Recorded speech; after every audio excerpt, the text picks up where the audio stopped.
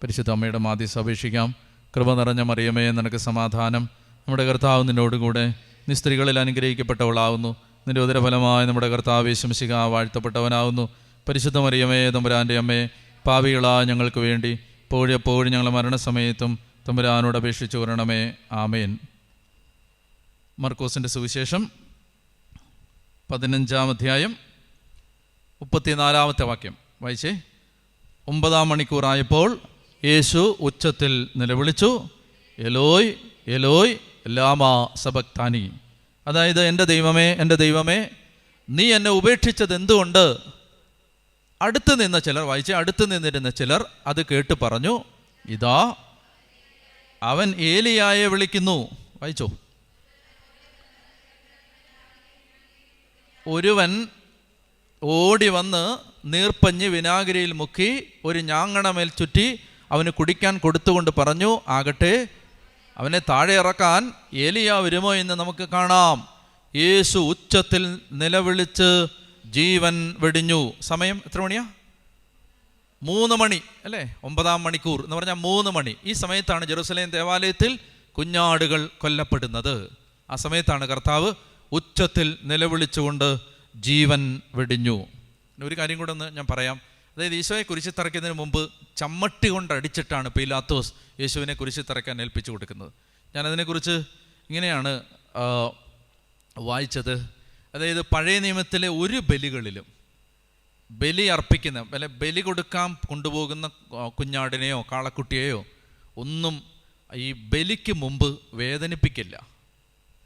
മാത്രമല്ല, ആ ബലി എന്ന് പറഞ്ഞാൽ ആ കഴുത്ത് ഒറ്റവെട്ട് കഴിഞ്ഞു. പക്ഷെ കർത്താവ് യേശു മിശിഹാ ബലിക്ക് മുമ്പ് നല്ലതുപോലെ നുറുക്കപ്പെട്ടതിന് ശേഷമാണ് ഈശോ ബലിയായി മാറുന്നത്. അപ്പോൾ ബലി മൃഗങ്ങൾ ദേവാലയത്തിൽ കൊല്ലപ്പെടുന്ന സമയത്ത് കർത്താവ് യേശു മിശിഹാ ഉച്ചത്തിൽ നിലവിളിച്ചുകൊണ്ട് ജീവൻ വെടിഞ്ഞു. 38 ഉറക്കെ വായിച്ചേ. അപ്പോൾ ദേവാലയത്തിലെ തിരശീല മുകളിൽ നിന്ന് താഴെ വരെ 2 കീറി. അപ്പോൾ ഒന്നാമത്തെ കാര്യം, യേശുവിൻ്റെ മരണസമയത്ത് സംഭവിച്ച ഒന്നാമത്തെ കാര്യം, അന്ധകാരം വ്യാപിച്ചു. 2ാമത്തെ കാര്യം, തിരശീല കീറി. എവിടുന്ന് കീറി? Bottom to the top, top to the bottom. മുകളിൽ നിന്ന് താഴോട്ട്, താഴെ നിന്ന് മുകളിലോട്ട്. എങ്ങനെ കീറിയേ? എവിടുന്ന് കീറി? മനുഷ്യൻ കീറിയാൽ എങ്ങനെ കീറും? താഴേന്ന് കീറും. മേളിൽ നിന്ന് കീറി എന്ന് പറഞ്ഞാൽ എൻ്റെ അർത്ഥം എന്താ? ദൈവം കീറി എന്നാണ് എൻ്റെ അർത്ഥം. ദൈവം കീറി. നന്നായിട്ടൊന്ന് ശ്രദ്ധിക്കണേ. ഇത് ഏത് തിരശീലയാണെന്ന് അറിയാമല്ലോ. അതായത്, ദേവാലയത്തിൽ 2 തിരശീലയാണ് ഉണ്ടായിരുന്നത്. ഒന്ന് വിശുദ്ധ സ്ഥലത്തെയും പ്രാകാരത്തെയും വേർതിരിക്കുന്ന തിരശീല, വിശുദ്ധ സ്ഥലത്തെ കവർ ചെയ്യുന്ന തിരശീല, പിന്നെ അതിവിശുദ്ധ സ്ഥലത്തെ കവർ ചെയ്യുന്ന തിരശീല. ആ അതിവിശുദ്ധ സ്ഥലത്ത് വർഷത്തിലൊരിക്കൽ മാത്രം കാളക്കിടാവിൻ്റെ രക്തവുമായി പ്രധാന പുരോഹിതൻ മാത്രം വർഷത്തിലൊരിക്കൽ ഒരുപാട് ഒരുക്കങ്ങൾക്ക് ശേഷം പ്രവേശിക്കുന്ന സ്ഥലമാണ് അതിവിശുദ്ധ സ്ഥലം. അപ്പോൾ അതിൻ്റെ തിരശീല എന്ന് പറഞ്ഞാൽ അത് നമ്മുടെ ദേവാലയങ്ങളിലെ തിരശീലയായിട്ട് നിങ്ങൾ മനസ്സിൽ അതിനൊരു താരതമ്യം കൊണ്ടുവരരുത്. അങ്ങനത്തെ അല്ല ഇത് ശരിക്കും കട്ടിയുള്ള തിരശീലയാണ്. കട്ടിയുള്ള തിരശീല എന്ന് പറഞ്ഞാൽ ബ്ലേഡ് കൊണ്ടൊന്നും കീറാൻ പറ്റാത്ത തിരശീലയാണ്. മനുഷ്യന് കീറാൻ പറ്റാത്ത തിരശീലയാണത്. അങ്ങനെ അത്രയും തിക്നെസ് അത്രയും ഉണ്ടായിരുന്നു ആ തിരശീലയ്ക്ക് എന്നാണ് അതിൻ്റെ വിവരണങ്ങൾ വായിക്കുമ്പോൾ നമുക്ക് മനസ്സിലാവുന്നത്. അപ്പോൾ അത് മുകളിൽ നിന്ന് കീറി. വായിച്ചതെന്ന് വളരെ പ്രധാനപ്പെട്ട ഒരു കാര്യമാണത്. യേശു ഉച്ചത്തിൽ നിലവിളിച്ച് ജീവൻ വെടിഞ്ഞു. അപ്പോൾ ദേവാലയത്തിലെ തിരശീല മുകളിൽ നിന്ന് താഴെ വരെ 2 കീറി. അവൻ അഭിമുഖം നിന്നിരുന്ന ശതാധിപൻ അവൻ ഇപ്രകാരം മരിച്ചത് കണ്ടു പറഞ്ഞു, സത്യമായി ഈ മനുഷ്യൻ ദൈവപുത്രനായിരുന്നു. ഇതിനു മുമ്പ് ഈ മർക്കോസിൻ്റെ സുവിശേഷത്തിൽ എവിടെങ്കിലും എന്തെങ്കിലും കീറിയതായിട്ട് നിങ്ങൾക്ക് ഓർമ്മയുണ്ടോ? മർക്കോസിൻ്റെ സുവിശേഷത്തിൽ ഇവൻ ദൈവപുത്രനാണെന്ന് എവിടെങ്കിലും ഒരു റെഫറൻസ് ഉണ്ടോ? അതൊന്ന് വായിച്ചേ, അതൊന്ന് എടുത്തേ. മർക്കോസിൻ്റെ സുവിശേഷത്തിൽ 1-ാമത്തെ അധ്യായത്തിൽ 10-ാമത്തെ വാക്യം, വെള്ളത്തിൽ നിന്ന് കയറുമ്പോൾ പെട്ടെന്ന് ആകാശം പിളരുന്നതും, റെൻഡ് ഓപ്പൺ, കീറി. അതേ വാക്കാണ് അവിടെയും. തിരശീല പിളർന്നു എന്നാണ് ശരിക്കും ഇവിടെ ട്രാൻസ്ലേറ്റ്, അതേ വാക്കാണ്. അപ്പോൾ അവിടെ ശരിക്കും നമ്മൾ ഇവിടെ ഉപയോഗിച്ച ട്രാൻസ്ലേഷൻ ഉപയോഗിച്ച് ട്രാൻസ്ലേറ്റ് ചെയ്താൽ അവിടെ ഉപയോഗിക്കേണ്ട വാക്ക് എന്തായിരുന്നു? തിരശീല 2 പിളർന്നു എന്നാണ്. മനസ്സിലായോ? അതേ വാക്കാണ്, സെയിം വാക്ക്. അപ്പോൾ തിരശീല കീറി. ഇവിടെ ആകാശം പിളർന്നു. യേശു വെള്ളത്തിൽ നിന്ന്. അപ്പോൾ ഈശോയുടെ പരസ്യ ജീവിതത്തിൻ്റെ ആരംഭത്തിൽ ആകാശം പിളർന്നു. ഇവൻ ദൈവപുത്രനാണെന്ന് സ്വർഗം സാക്ഷ്യപ്പെടുത്തി. അവസാനത്തിൽ ദേവാലയത്തിൻ്റെ തിരശീല കീറി ഇവൻ സത്യമായും ദൈവപുത്രനായിരുന്നു എന്ന് ആര് സാക്ഷ്യപ്പെടുത്തി? ശതാധിപൻ. ശതാധിപൻ എന്ന് പറഞ്ഞാൽ നിങ്ങൾ തൊട്ട് മുമ്പത്തെ ഭാഗത്തിൽ ഓർക്കുന്നുണ്ടാവും. അവരൊരു മോക്ക് ട്രയൽ നടത്തിയത് ഓർക്കുന്നുണ്ടോ? 600 പട്ടാളക്കാർ നിരനിരയായിട്ട് നിന്ന് യഹൂദരുടെ രാജാവേ സ്വസ്തി എന്ന് പറഞ്ഞ് അവർ ഞാങ്ങണ കൊണ്ട് തലക്കടിച്ച് അവനെ തുപ്പിയിട്ട് അവനുമായി മുട്ടുകുത്തിയിട്ട് യഹൂദരുടെ രാജാവേ സ്വസ്തി എന്ന് പറഞ്ഞ് ആദരിച്ചുകൊണ്ടിരുന്ന ആ ടീമിൽപ്പെട്ട അതിൻ്റെ ടീം ലീഡർ ശതാധിപൻ. ഇതാ സംഭവിക്കുന്നത്.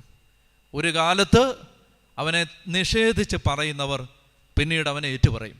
ഇന്നല്ലെങ്കിൽ നാളെ, ജീവിച്ചിരിക്കുമ്പോൾ അല്ലെങ്കിൽ മരിച്ചു കഴിഞ്ഞ്. എങ്ങനെയാ? അവർ പറയും, ഉയ്യുവൻ രാജാവായിരുന്നു. ഒന്നീ സങ്കടത്തോടെ പറയും. അതുകൊണ്ടാണ് പറഞ്ഞില്ലേ, സക്കറിയായി പറയുന്നില്ലേ, അവനെ കണ്ടവർ മാറത്തടിച്ച് നിലവിളിച്ചുകൊണ്ട് പറയും. മാറത്തടിച്ച് നിലവിളിച്ചുകൊണ്ട്, അല്ലേ? അന്ത്യവിധിയുടെ സമയത്ത് പറയും, അയ്യോ അറിയാൻ പാടില്ലായിരുന്നു. അതാണ് ഇവിടെ ഈ ശതാധിപൻ. അവന് നേരത്തെ തൊട്ട് മുമ്പ് പരിഹസിച്ചുകൊണ്ടിരുന്ന ശതാധിപൻ, അതിൻ്റെ ടീം ലീഡർ പറയുകയാണ്, ഇവൻ സത്യമായും ദൈവപുത്രനായിരുന്നു. അപ്പോൾ ഇവിടെ ദൈവവുമായി, അത് വളരെ ശ്രദ്ധിക്കണം നിങ്ങൾ. ഈ ദേവാലയത്തിൻ്റെ തിരശ്ശീല കീറി എന്ന് പറഞ്ഞാൽ അതിൻ്റെ അർത്ഥം അതിവിശുദ്ധ സ്ഥലത്തേക്ക് പ്രവേശിക്കാൻ പ്രധാന പുരോഹിതന് മാത്രമേ അനുവാദം ഉണ്ടായിരുന്നുള്ളൂ. നമുക്ക് ദൈവത്തെ അപ്പാന്ന് വിളിക്കാൻ ഒരു ആക്സസ്, ഒരു വാതിൽ ഈശോ തൻ്റെ ശരീരമാകുന്ന, ഹെബ്രായ ലേഖനം 10 പറയും, തൻ്റെ ശരീരമാകുന്ന വിരിയിലൂടെ അവനൊരു പാത തുറന്നു തന്നു. അപ്പം യേശുവിലൂടാണ്. ഈശോ പറഞ്ഞല്ലേ, ഞാനാണ് വഴിയും സത്യവും ജീവനും, എന്നിലൂടെ അല്ലാതെ ആരും പിതാവിൻ്റെ അടുക്കലേക്ക് പ്രവേശിക്കില്ല.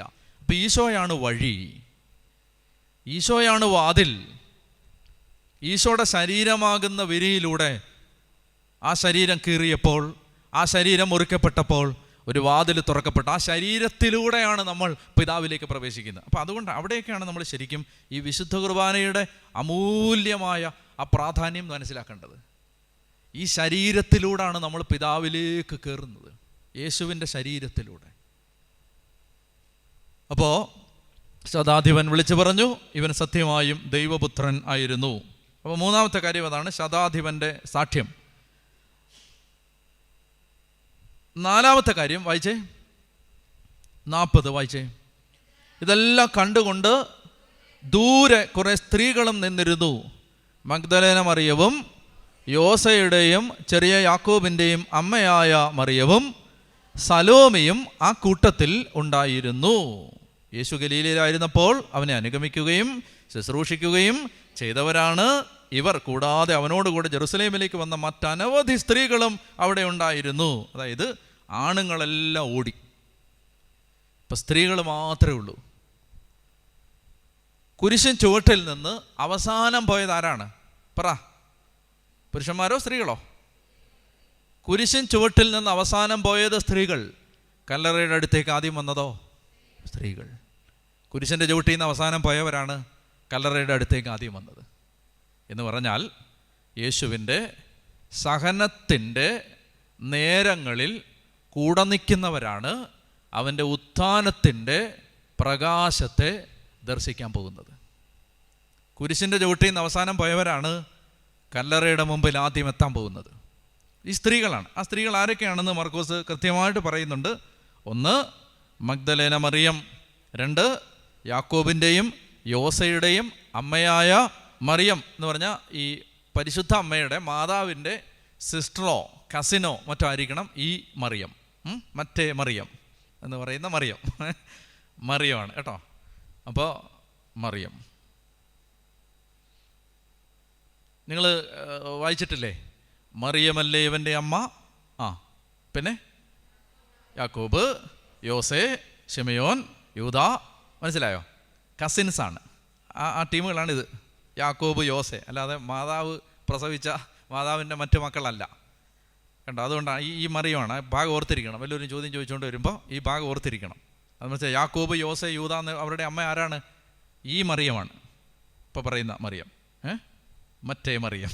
അപ്പോൾ മഗ്ദലേന മറിയവും യോസയുടെയും ചെറിയ യാക്കോബിൻ്റെ അമ്മയായ മറിയവും സലോമി ആരാ? സലോമി മറ്റേ ഡാൻസ് കളിച്ച അതല്ല.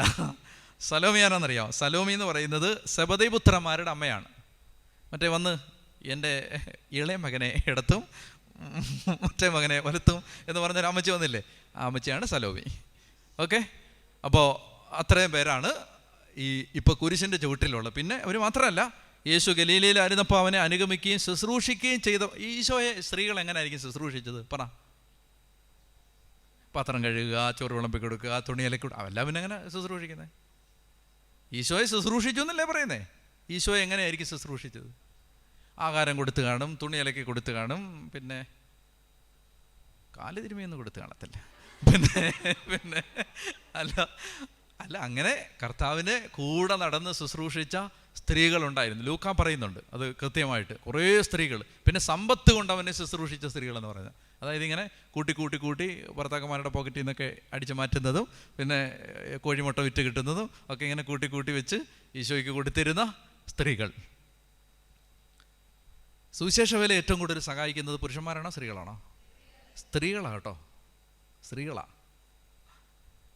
നമുക്ക് പലപ്പോഴും അത്ഭുതം തോന്നും, കണ്ണ് നിറഞ്ഞു പോകും. ഞാൻ ഒരു കൊച്ചു മിഷനിൽ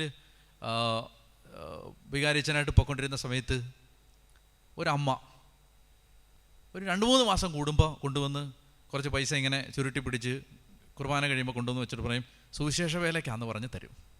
അങ്ങനെ പറയുന്നത്, സുവിശേഷ വേലയ്ക്കാണ്. ഇപ്പം ഞാൻ അവിടുന്ന് മാറിക്കഴിഞ്ഞപ്പോൾ വേറൊരു പള്ളിയിലായി കഴിഞ്ഞ ശേഷം ഇവിടെ കൊണ്ടുവന്ന് തരും, താഴെ ഓഫീസിൽ കൊണ്ടുവന്ന് കൊടുക്കും. സുവിശേഷ വേലയ്ക്കാ എന്ന് പറഞ്ഞ് കൊടുത്തേക്കാം, അച്ഛന് കൊടുത്തേക്കാൻ പറഞ്ഞു കൊടുക്കും. പാവപ്പെട്ട സ്ത്രീയാണ്. അപ്പോൾ അന്നും ഇന്നും അതങ്ങനെയാണ്. സുവിശേഷ വേലയെ സഹായിക്കുന്നത് കൂടുതലും സ്ത്രീകളാണ്. അത് അവരുടെ ഒരു ഹൃദയമാണത്, ഈ കർത്താവിനെ ഇങ്ങനെ ശുശ്രൂഷിക്കുക. ഓക്കെ, എന്തോ ആവട്ടെ. അപ്പോൾ ഈ സ്ത്രീകൾ ഇവിടെ സ്ത്രീകൾ മാത്രമല്ല. ഇനി നമ്മൾ അടുത്ത വാക്യത്തിലേക്ക് വരുമ്പോൾ വായിച്ചേ 42 വായിച്ചേ. അന്ന് സാബത്തിന് തൊട്ട് മുമ്പുള്ള ഒരുക്കത്തിൻ്റെ ദിവസമായിരുന്നു. അപ്പോൾ ഈശോ കുരിശ് മരിക്കുന്നത് വെള്ളിയാഴ്ചയാണല്ലോ, പിറ്റേ ദിവസം ശനിയാഴ്ചയാണ് സാബത്ത്. അപ്പോൾ സാബത്തിന് തൊട്ട് മുമ്പുള്ള ഒരുക്ക ദിവസമായിരുന്നു. അപ്പോൾ ഒരുക്ക ദിവസമാണ് എന്നാ കുഴപ്പം? ഒരുക്ക ദിവസമാണ് എന്നാ പ്രശ്നം? ഒരുക്ക ദിവസം പറഞ്ഞാൽ സാബത്തിന് വേണ്ടി ഇവർ ഒരുങ്ങുകയാണ്. സാബത്ത് ദിവസം കടയപ്പാൻ പറ്റുമോ? ഭക്ഷണം പാചകം ചെയ്യാൻ പറ്റുമോ? എന്ന് എല്ലാം തലേന്ന് റെഡിയാക്കി വെക്കണം. അതുകൊണ്ട് ഒരുക്ക ദിവസം എന്ന് പറഞ്ഞാൽ ഭയങ്കര ഹെക്റ്റിക് ഡേ ആണ്. മാത്രമല്ല ആ സാബത്ത് യോഹന്നാൻ പറയുന്നതനുസരിച്ച് ഒരു വലിയ ദിവസമായിരുന്നു. എന്ന് പറഞ്ഞാൽ ഒരു വലിയ സാബത്തായിരുന്നു. ഒരുപാട് സാബത്തുകൾക്ക് ശേഷം വരുന്ന ഒരു ഗ്രേറ്റ് ഫീസ്റ്റ് ഉണ്ട്, അന്ന് ഭയങ്കര സാബത്താണ്. സാബത്തിനെ കുറിച്ച് നിങ്ങൾക്ക് അറിയാമല്ലോ. സാബത്ത് ദിവസം അവർ ഒരു പണിയും ചെയ്യില്ല, അല്ലേ? അവരിങ്ങനെ വടി കുത്തി നടക്കുന്നൊരു വല്യപ്പൻ വടി ഉരച്ചുകൊണ്ട് നടക്കാൻ പാടില്ല. കാരണം എന്താണ്? അത് വയലിൽ ഉഴുന്നതിന് തുല്യമാവും. ഇന്നും ഇസ്രായേലിൽ സാബത്ത് എലവേറ്റർ ഉണ്ട്. സാബത്ത് എലവേറ്റർ എന്ന് പറഞ്ഞാൽ ലിഫ്റ്റ്. ഇപ്പം നമ്മൾ ലിഫ്റ്റിൽ കയറുമ്പോൾ സ്വിച്ച് ഞെക്കത്തില്ലേ? അവർ സാബത്ത് ദിവസം സ്വിച്ച് ഞെക്കില്ല, ജോലിയാവും. ഇന്നും ഇസ്രായേലിൽ ഇന്നും സാബത്ത് എലവേറ്റർ ഉണ്ട്. എന്ന് പറഞ്ഞാൽ സാബത്ത് ദിവസം ഇത് ഓരോ ഫ്ലോറിൽ നിങ്ങൾ ഞെക്കുമൊന്നും വേണ്ട, അങ്ങോട്ട് കയറി നിന്നാൽ മതി, ഓരോ ഫ്ലോറിൽ അത് നിൽക്കും. Sabbath elevator. അത്രയും കഠിനമാണ് സാബത്തിൻ്റെ നിയമങ്ങൾ. അപ്പോൾ സാബത്തിന് മുമ്പുള്ള ഒരുക്ക ദിവസമാണ്. വായിച്ചേ, അന്ന് സാബത്തിന് തൊട്ട് മുമ്പുള്ള ഒരുക്ക ദിവസമായിരുന്നു. അതിനാൽ വൈകുന്നേരമായപ്പോൾ അരിമത്യക്കാരനായ ജോസഫ് ധൈര്യപൂർവം പീലാത്തോസിനെ സമീപിച്ചു. അപ്പോൾ ഞാൻ പറയാൻ പോകുന്നത്, ഈ ഈശോ മർക്കോസിൻ്റെ സുവിശേഷത്തിൻ്റെ അവസാന ഭാഗത്തെത്തുമ്പോൾ ജെറുസലേമിലേക്കുള്ള വഴിയെ യാത്ര ചെയ്യുമ്പോൾ, അതിന് ദ വേ എന്നാണ് ആ സെക്ഷന് പറഞ്ഞിരുന്നത്. ദ വേ, വഴി. കാരണം അത് വഴിയാണ്, ജെറുസലേമിലേക്കുള്ള വഴി. അപ്പം നമ്മൾ ആ ഭാഗമൊക്കെ ചർച്ച ചെയ്തപ്പോൾ പറഞ്ഞിരുന്നു, ആ വഴിയിൽ വെച്ചാണ് ഈശോ വളരെ പ്രധാനപ്പെട്ട ഒരു വിഷയം ശിഷ്യന്മാരെ പഠിപ്പിച്ചത്. എന്താണ് ആ വിഷയം? ശിഷ്യത്വം, ഡിസൈപ്പിൾഷിപ്പ്, ജെറുസലേമിലേക്ക് പോകുന്ന വഴിയെ. അതുകൊണ്ട് മർക്കോസിൻ്റെ സുവിശേഷത്തിൻ്റെ അവസാന ഭാഗത്തേക്ക് എത്തുമ്പോൾ ആ ശിഷ്യത്വത്തെക്കുറിച്ചുള്ള പ്രബോധനത്തിൻ്റെ ഉപസംഹാരം മർക്കോസ് നടത്തുന്നത് ചില യഥാർത്ഥ ശിഷ്യരെ പരിചയപ്പെടുത്തിക്കൊണ്ടാണ്. അങ്ങനെ നമ്മൾ ഈ മർക്കോസിൻ്റെ സുവിശേഷത്തിൻ്റെ അവസാന അധ്യായങ്ങളിലെത്തുമ്പോൾ കണ്ടുമുട്ടുന്ന യഥാർത്ഥ ശിഷ്യരുടെ കുറച്ച് പേരുകൾ പറയാവോ? നമ്മൾ കണ്ടുമുട്ടിയ 1, ദേവാലയ ഭണ്ഡാരത്തിൽ നേർച്ചയിട്ട വിധവ. 2, യേശുവിൻ്റെ ശിരസിലും പാദത്തിലും 300 ദനാറയുടെ സുഗന്ധദ്രവ്യം ഉടച്ചഭിഷേകം ചെയ്ത സ്ത്രീ. 3, യേശുവിൻ്റെ കുരിശ് ചുമക്കാൻ സഹായിച്ച കെവറീൻകാരൻ ശിമയോൻ. 4, 4 യേശുവിൻ്റെ കുരിശിൻ്റെ പിന്നാലെ നിഴല് പോലെ മാറാതെ നിന്ന സ്ത്രീകൾ. മഗ്ദലന മറിയം, യാക്കോബിൻ്റെ യോസയുടെ അമ്മയായ മറിയം, സലോമി, മറ്റ് സ്ത്രീകൾ. 5, അരിമത്യക്കാരൻ ജോസഫ്. നമ്മൾ ഈ ജോസഫിനെ കുറിച്ച് കുറച്ച് ബ്യൂട്ടിഫുള്ളായ കുറച്ച് കാര്യങ്ങൾ കുറച്ച് കഴിയുമ്പോൾ കാണും. അപ്പോൾ ഈ മനുഷ്യൻ, ഈശോ പറഞ്ഞില്ലേ, നിങ്ങളുടെ വിളക്കെടുത്ത് പാറയുടെ കീഴിലല്ല, പറയുടെ കീഴിൽ ഒളിച്ചു വെക്കാൻ പാടില്ല. ഒളിച്ചു വെക്കരുത്, എല്ലാവരും കാണുക, അത് പ്രകാശിക്കണം. വർഷങ്ങളായിട്ട് ഒരു വിളക്കെടുത്ത് പറയുടെ കീഴിൽ ഒളിച്ചു വെച്ചൊരു മനുഷ്യനായിരുന്നു ജോസഫ്. ഇപ്പോൾ ഒരു അവസരം വരികയാണ്. നിങ്ങൾ ഓർക്കണം, യേശുവിനെ വിധിക്കുന്ന, യേശുവിനെ വിചാരണ ചെയ്യുന്ന, യേശുവിനെ മരണത്തിന് ഏൽപ്പിച്ചു കൊടുക്കുന്ന സൻഹദരീൻ സംഘത്തിൽ ആരുണ്ട്? ഇയാളുണ്ട്. ഏതാണ്ട് 70 or 72 പേരെങ്ങാണ്ടാണ് അതിൻ്റെ മെമ്പേഴ്സിൻ്റെ എണ്ണം. അപ്പോൾ യേശുവിനെ വിധിക്കുന്ന, യേശുവിനെ മരണശിക്ഷയ്ക്ക് ഏൽപ്പിച്ചു കൊടുക്കുന്ന ആ വിചാരണ നടത്തിയ സംഘത്തിൽ ഒരു വോട്ടിനെതിരെ 71 വോട്ടുകൾക്ക് പാസ്സായ വിധിയാണത്, അല്ലേ? ഒരാളേ ഉള്ളൂ ഇതിന് നോ പറഞ്ഞിട്ടുള്ളത്, ജോസഫായിരിക്കും. പക്ഷെ ധൈര്യപൂർവ്വം യേശുവിൻ്റെ ശിഷ്യനാണെന്ന് പറയാനുള്ള ബലം അദ്ദേഹത്തിന് ഉണ്ടായിരുന്നില്ല. എന്നാൽ യേശു മരിച്ചു കഴിഞ്ഞപ്പോൾ ഈ മനുഷ്യന് അസാധാരണമായൊരു ധൈര്യം കിട്ടുകയാണ്. യേശുവിൻ്റെ മരണം ദർശിച്ചു കഴിഞ്ഞപ്പോൾ അയാൾ ധൈര്യപൂർവം, എന്ന് പറഞ്ഞാൽ എന്താണ്, അയാൾ അന്ന് നിലനിൽക്കുന്ന കോടതിയുടെ വിചാരണയും വിധിയെയും അയാൾ ഭയപ്പെടുന്നില്ല. അന്ന് വരെ അയാളുടെ സ്നേഹിതരായിരുന്ന മുഴുവൻ ആളുകളും ഇന്നു മുതൽ ശത്രുക്കളാകും എന്നയാൾ ഭയപ്പെടുന്നില്ല. അയാളെ ഇന്നലെ വരെ ആദരിച്ചിരുന്ന, ബഹുമാനിച്ചിരുന്ന സമൂഹത്തിൽ അയാൾ വിലയില്ലാത്തവനായി മാറുമെന്ന ആ ഭയം അയാളെ അലട്ടുന്നില്ല. ആ മനുഷ്യൻ ധൈര്യപൂർവം യേശുവിൻ്റെ ശരീരം ചോദിക്കുകയാണ്. പീലാത്തോസിൻ്റെ അടുത്തെത്തി യേശുവിൻ്റെ ശരീരം ചോദിച്ചു. എക്സ്ട്രാ ഓർഡിനറി കറേജാണ്, ശിഷ്യത്വത്തിൻ്റെ വലിയൊരു മുഖമാണത്, വലിയൊരു ധൈര്യം. ലോകത്തെ ഭയപ്പെടാതിരിക്കുക, ആരോപണങ്ങളെ ഭയപ്പെടാതിരിക്കുക, ആക്ഷേപങ്ങളെ ഭയപ്പെടാതിരിക്കുക, തനിക്കെന്ത് നാശം വരും, എന്ത് അപായം വരും എന്ന ആ ഭയപ്പാട് ഇല്ലാതെ യേശുവിനെ സാക്ഷ്യപ്പെടുത്തുക ശിഷ്യത്വത്തിൻ്റെ നല്ലൊരു മുഖമാണ്. അപ്പം അങ്ങനെ ആ മനുഷ്യൻ എന്ത് ചെയ്തു? വായിച്ചേ. അവൻ ആലോചനാ സംഘത്തിൻ്റെ ബഹുമാന്യനായ ഒരംഗവും ദൈവരാജ്യം പ്രതീക്ഷിച്ചിരുന്നവനും ആയിരുന്നു. വായിച്ചേ. അവൻ പീലാത്തോസിൻ്റെ അടുത്തെത്തി യേശുവിൻ്റെ ശരീരം ചോദിച്ചു. അവൻ മരിച്ചു കഴിഞ്ഞുവോ എന്ന് പീലാത്തോസ് വിസ്മയിച്ചു. അവൻ ആരെ വിളിച്ച് അന്വേഷിച്ചത്? ശതാധിപൻ. ഇപ്പം ആരാണ്? ഇപ്പോൾ ഡിസൈപ്പിളാണ്. ശതാധിപൻ. ആ കൂട്ടത്തിലുള്ള വേറൊരാളാണ് ശതാധിപൻ. ശതാധിപൻ ഇപ്പോൾ ശിഷ്യനാണ്. അപ്പോൾ ശതാധിപനെ വിളിച്ചിട്ട് ചോദിക്കുകയാണ്, അവൻ മരിച്ചോ? അപ്പോൾ ശതാധിപൻ പറഞ്ഞു, മരിച്ചു എന്ന് മാത്രമല്ല, ഞാൻ ഇപ്പോൾ അവൻ്റെ ശിഷ്യനുമാണ് എന്ന് പറഞ്ഞോന്നറിയില്ല. ഏതായാലും വിളിച്ച് വെരിഫൈ ചെയ്തത് നല്ലൊരാളെയാണ്. മർക്കോസ് എന്തുകൊണ്ടാണ് ഈ സംഭവം വിവരിക്കുന്നത് അറിയാമോ? യേശു മരിച്ചില്ല എന്ന് പറയുന്ന ഒരു വാദഗതിയുണ്ട്. കുരിശിൽ വെച്ച് ഈശോ മരിച്ചില്ലായിരുന്നു, മരിച്ച പോലെ ഇങ്ങനെ കിടന്നേ ഉള്ളൂ. അപ്പോൾ അതുകൊണ്ടാണ് കല്ലറയിൽ നിന്ന് കിടന്നപ്പോൾ രാത്രിയിൽ കല്ലൊക്കെ ഉരുട്ടിയിട്ട് എഴുന്നേറ്റ് പോയതാണ്. യേശുവിൻ്റെ ഉത്ഥാനത്തെ നിഷേധിക്കുന്ന ഒരു തിയറി ഇതാണ്. അപ്പോൾ യേശു യഥാർത്ഥത്തിൽ മരിച്ചു എന്നതാണ് ക്രിസ്ത്യൻ ഫെയ്ത്ത്. അപ്പോൾ യേശു യഥാർത്ഥത്തിൽ മരിച്ചു എന്ന് ഉള്ള സാക്ഷ്യപ്പെടുത്തൽ നടത്തിയത് ആരാണ്?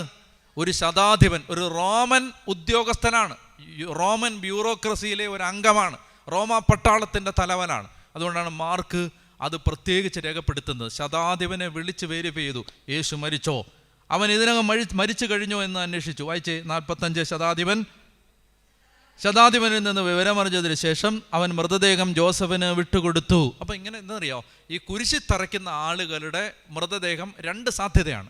ഒന്നുകിൽ അത് അവിടെ കിടന്ന് അഴുകും, അല്ലെങ്കിൽ അത്, നിങ്ങൾ ഗേഹന്ന എന്നൊരു വാക്ക് കേട്ടിട്ടുണ്ടോ? ബെൻഹിന്നോം താഴ്വര, ഗേഹന്ന, പുഴു ചാകാത്തതും തീ കെടാത്തതും എന്നൊക്കെ ഈശോ പറയുന്നത് ഈ ഗേഹന്ന താഴ്വരയെക്കുറിച്ചാണ്. ആ താഴ്വരയിലാണ്, ബെൻഹിന്നോം താഴ്വരയിലാണ് കുരിശിൽ തറയ്ക്കപ്പെട്ടവരുടെ മൃതദേഹങ്ങൾ വലിച്ചെറിയുന്നത്. യൂദാസ് കഴുത്തൊടിഞ്ഞ് കുടല് പുറത്ത് ചാടി മരിച്ചു കിടക്കുന്ന ഈ ഗേഹന്ന താഴ്വരയിലാണ്, ഈ ബെൻഹിന്നോം താഴ്വരയിലാണ്. അപ്പോൾ ഈശോ യഥാർത്ഥത്തിൽ ഒന്നുകിൽ ഈശോയുടെ ശരീരം അവിടെ കിടന്ന് അഴുകിയേനെ, അല്ലെങ്കിൽ ഈ ബെൻഹിന്നോം താഴ്വരയിലേക്ക് വലിച്ചെറിഞ്ഞേനെ. അവിടെയാണ് ഈ ജോസഫ് എന്ന് പറയുന്നൊരു ശിഷ്യനെ ദൈവം ഉണർത്തുന്നത്. മനസ്സിലായോ? ഈ ഓരോരുത്തരെ, അത് നിങ്ങൾ കേട്ടോണം, അത് നല്ല വെളിപാടാണ്. ഓരോരുത്തരെ ഓരോ സമയത്തിന് പൊട്ടിക്കാൻ വേണ്ടി ദൈവം ഇന്ന് റെഡിയാക്കി വെച്ചിട്ടുണ്ട്. അതങ്ങനെയാണത്. ഇപ്പോൾ എനിക്കൊന്നും ചെയ്യാൻ പറ്റുന്നില്ലല്ലോ, ഇപ്പോൾ ഞാൻ ഒന്നും ചെയ്തില്ല, വിഷമിക്കണ്ട. നിനക്ക് ആഗ്രഹമുണ്ടെങ്കിൽ, നിനക്ക് നീ സന്നദ്ധനാണെങ്കിൽ, സന്നദ്ധയാണെങ്കിൽ, നിന്നെ പൊട്ടിക്കാൻ വേണ്ടി ദൈവം ഒരു ടൈം റെഡിയാക്കി വെച്ചിട്ടുണ്ട്. ആ സമയത്ത് പൊട്ടിക്കും. അത് ഈ അരിമത്യക്കാരൻ ജോസഫ്, ഇനി വേറെ ആര് ചെന്ന് ചോദിച്ചാൽ അത് കിട്ടില്ല. കാരണം എന്താണ്? ഇവൻ ആ സമൂഹത്തിലെ ബഹുമാന്യ സെൻഹദ്രീൻ സംഘത്തിലെ അംഗമാണ്. അതുകൊണ്ട് പീലാത്തോസിൻ്റെ അടുത്ത് നേരെ ചെല്ലുമ്പോൾ ഗേറ്റ് കീപ്പർ അകത്ത് കയറ്റി വിടണ്ടേ? ഇയാൾ വലിയ കൂടിയ ടീമാണ്, അതുകൊണ്ട് അകത്തോട്ട് കയറ്റി വിട്ടത്. അത് ഞാൻ പറയും, ഓരോ സമയത്തേക്കും വേണ്ടി ദൈവം ഓരോരുത്തരെ ഇങ്ങനെ റെഡിയാക്കി വെച്ചിട്ടുണ്ട് പൊട്ടിക്കാൻ വേണ്ടി. അപ്പോൾ അങ്ങനെ ഈ മനുഷ്യൻ എന്ത് ചെയ്തു? ജോസഫിന് വിട്ടുകൊടുത്തു. ജോസഫ് ഒരു തുണി വാങ്ങി. മലയാളം ട്രാൻസ്ലേഷനിൽ തുണി എന്നേ ഉള്ളൂ, ശരിക്കും ഇതിൻ്റെ ഒറിജിനൽ വില കൂടിയ ലിനൻ എന്നാണ്. വില കൂടിയ ലിനൻ, ഭയങ്കര വിലയുള്ള ഒരു തുണി വാങ്ങി. എന്നിട്ട് ജോസഫ് ഒരു തുണി വാങ്ങി, അവനെ താഴെ ഇറക്കി, അതിൽ പൊതിഞ്ഞ് പാറയിൽ വെട്ടിയൊരുക്കിയ കല്ലറയിൽ, ആരുടെ കല്ലറയാണ് അത്? ഈ യോസഫിൻ്റെ കല്ലറയാണ്. പാറയിൽ വെട്ടിയൊരുക്കിയ കല്ലറയിൽ അവനെ സംസ്കരിക്കുകയും കല്ലറയുടെ വാതിൽക്കൽ ഒരു കല്ല് ഉരുട്ടി വെക്കുകയും ചെയ്തു. അവനെ സംസ്കരിച്ച സ്ഥലം മഗ്ദലേന മറിയവും യോസയുടെ അമ്മയായ മറിയവും കണ്ടു. അപ്പോൾ ഒരു ഭാഗം കൂടെ വായിച്ചാൽ നമുക്ക് ആ ഭാഗം അവസാനിപ്പിക്കാം, നിങ്ങൾ മടുത്തില്ലെങ്കിൽ. മടുക്കരുത്. യെശയ്യാ 53 എടുത്തേ. യെശയ്യാ 53 ഇതെല്ലാം നേരത്തെ പ്രവാചകൻ പ്രവചിച്ചിട്ടുണ്ട്.